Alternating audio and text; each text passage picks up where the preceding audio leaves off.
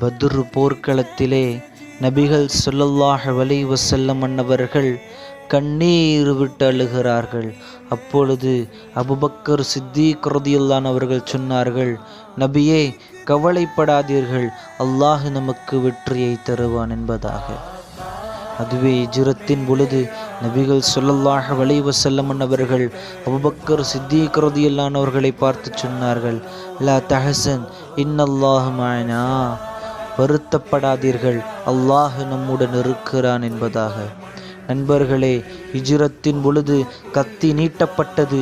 நபி ஸல்லல்லாஹு அலைஹி வஸல்லம் அவருடைய கழுத்திற்கு. நபி கவலைப்படவில்லை. ஆனால் பத்ர் போர்க்களத்தின் பொழுது கத்தி நீட்டப்பட்டது.